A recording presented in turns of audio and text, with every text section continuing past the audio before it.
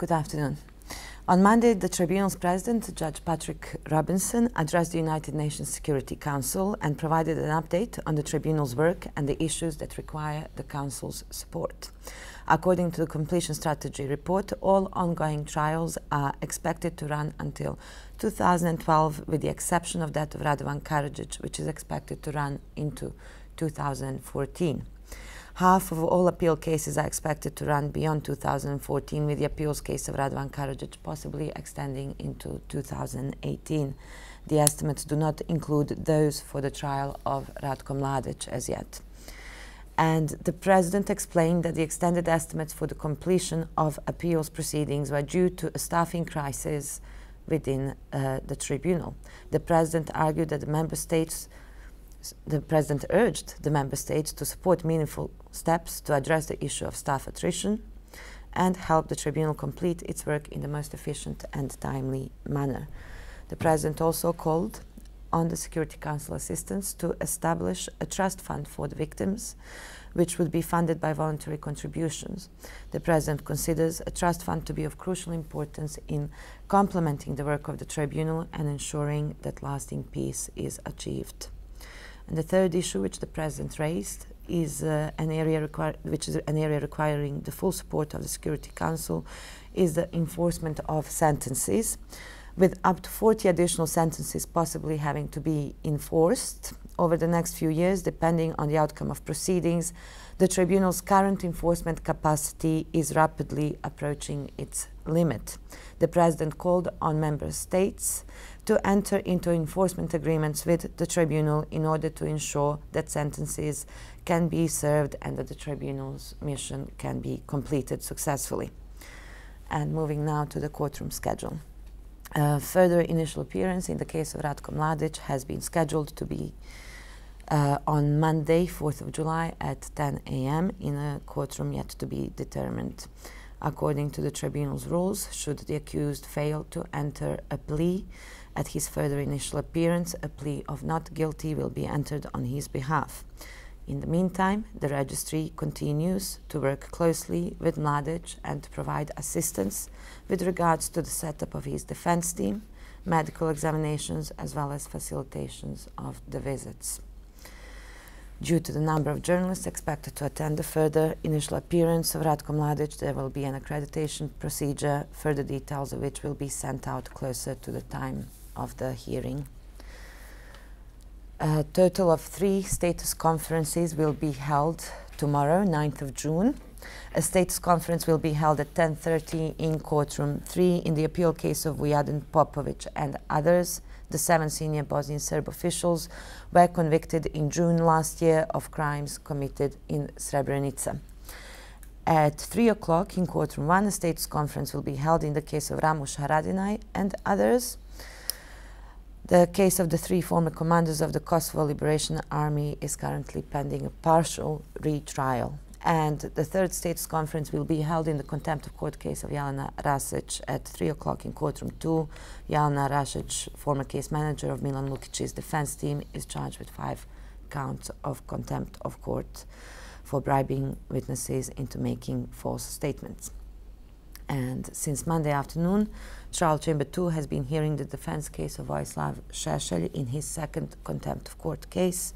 The prosecution case was heard on 22nd of February this year, and proceedings will resume this afternoon at 2:30 in courtroom 1. Šešelj is accused of breaching protection measures ordered by the Tribunal after disclosing information on 11 protected witnesses, including their names, occupations, residencies, in a book he authored. And the hearings in the case of Radovan Karadzic, Mića Stančić, Stojan Župljanin, as well as Zdravko Tolimir continue this week and next as scheduled. In the Karadzic case, the Chamber is currently hearing the testimony of Patrick Trainer, a historian who is testifying about the Bosnian Serb leadership and the accused's position in relation to it. In the Stančić and Župljanin case, defense witness Milomir Orašanin, former inspector within the Ministry of Interior of Republika Srpska, is currently testifying. And in the case of Tolimir, the Chamber this afternoon will continue to hear the testimony of Ljubomir Mitrovic, a former officer in the Republika Srpska army and president of the Commission for Exchange of prisoners and bodies of the Eastern Bosnian Corps. A pre-defense conference in the case of Jelačić Stančić and Franko Simatović has been scheduled to be held next Tuesday, 14th of June at 2:15 in courtroom 2, which will be followed by the start of the defense case that Wednesday at 9 a.m. in the same courtroom. The chamber will first hear the defense case of Jelačić Stančić. And finally, please note that the tribunal will be closed on Monday for a public holiday. Thank you very much. Office of the Prosecutor. The prosecutor, Mr. Brammertz, will travel to Budapest next week at the invitation of the Hungarian EU presidency. On 15 June, Mr. Brammertz will meet with the Minister of Foreign Affairs, Mr. János Martonyi, and other senior officials of the ministry in Budapest. The purpose of the official visit is to discuss and provide an update on the cooperation between the Office of the Prosecutor and Croatia, Serbia, and Bosnia and Herzegovina. This mission follows the submission of the report of the prosecutor to the Security Council on 17 May and the address of the prosecutor to the Security Council on 6 June. The week thereafter, there will be the EU General Affairs Council under this Hungarian presidency.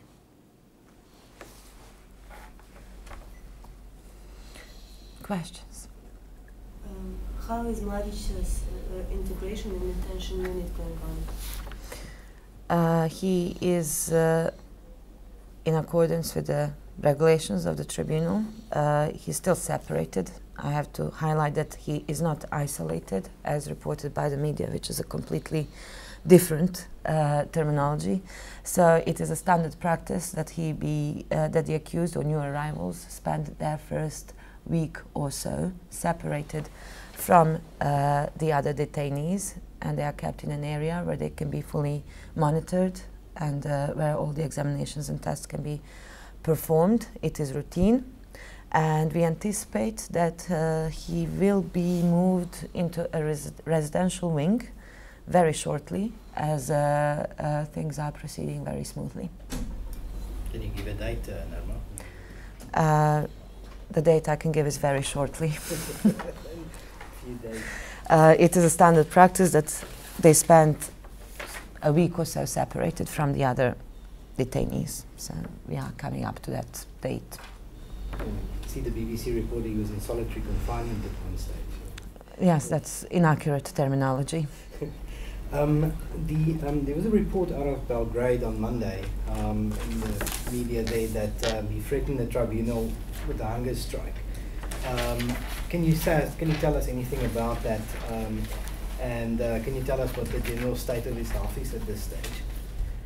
I think that media report was inaccurate or outdated, rather, because as we've been saying, that registrar and officials of the registry have met on a number of occasions with the accused, and we are facilitating and assisting him in accordance with the rules with regards to the setup of his defense team, as well as with regards to his health status. As I said, things have been proceeding smoothly, and we haven't had any indications or threats such as those that have been reported in certain media in Serbia. With regards to his health status, as you know, I cannot go into details. Mladić himself on Friday asked to go into a private session when he wanted to discuss the health issues, but what I can say is that we are still undertaking medical examinations and tests with him. I can say,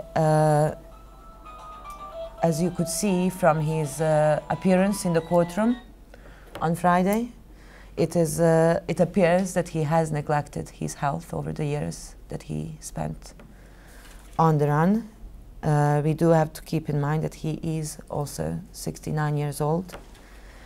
And what I can tell you about those claims that he is terminally or seriously ill, again, I cannot go into details, but the rule is that our doctor, the medical officer in the detention unit, has a duty and obligation to inform the registrar of the tribunal should there be any indications of a life-threatening situation regarding any of our accused. And to date, no such situation has been reported with regards to Mladic, although we have performed a number of medical examinations with him. Now, during his first appearance, he indicated that he wasn't entirely happy with his defense counsel and the going over of the charge sheet. Has that changed? Is Mr. Aleksic still his defense counsel, or is he opting, or has he given any indication that he would go for a different defense counsel at this stage? As you know, Mr. Aleksic was named duty counsel for the purposes of the initial appearance, as the initial appearance always takes place very shortly upon the arrival of the accused into the detention.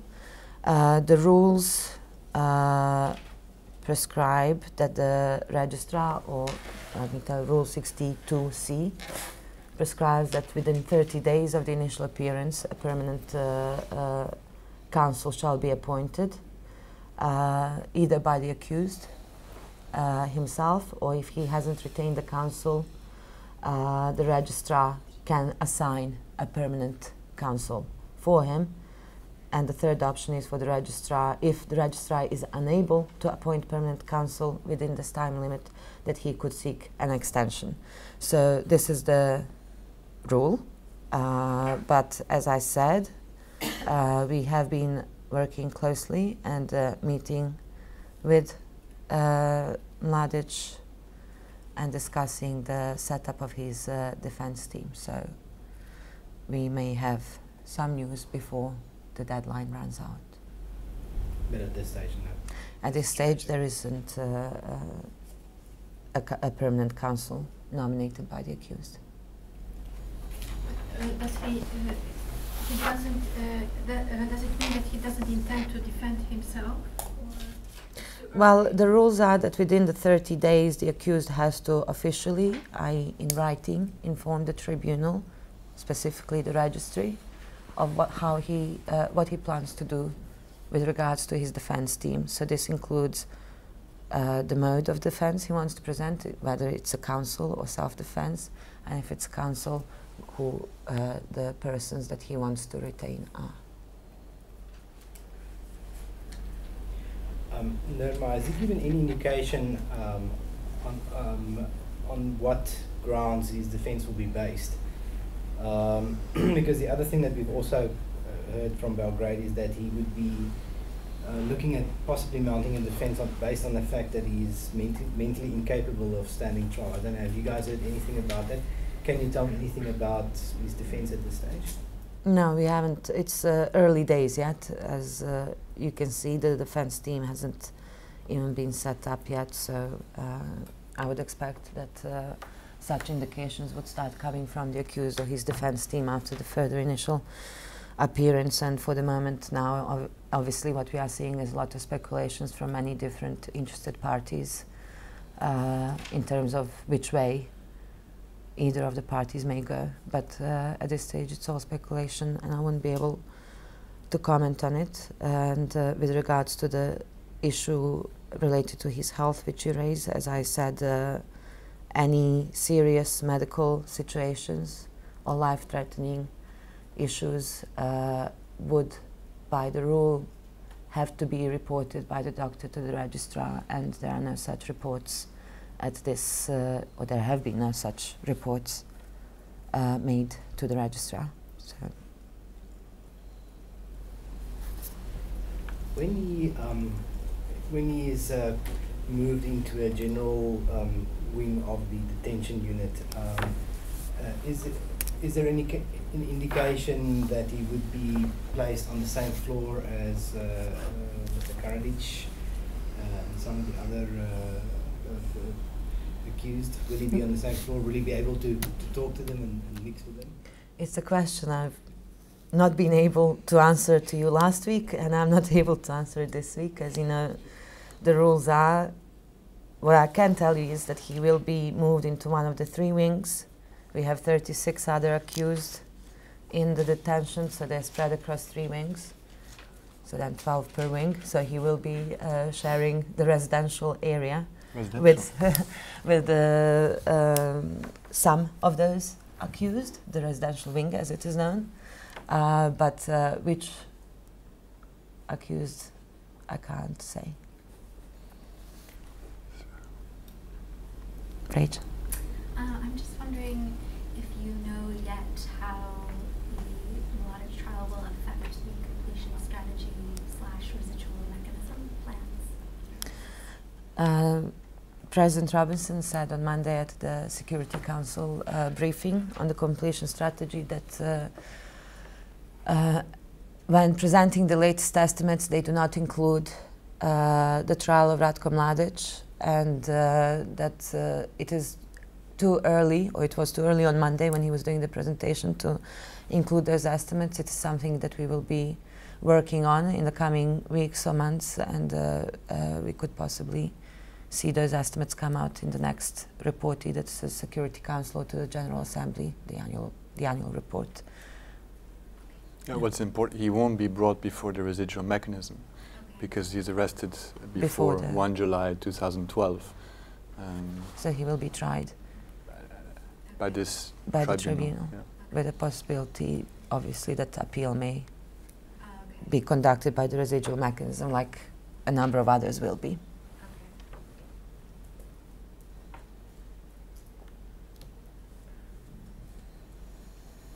No more?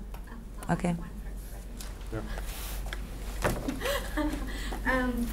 I've heard there were some rumors that the trial could start, Mladic's trial could start as soon as September, and do you have any comment on that, or is there any sense now, I know it's really early, about when the trial could possibly start? I think it's too early. I mean, we have an appearance again on 4 July, and then you have to prepare for the trial, and it can take several months.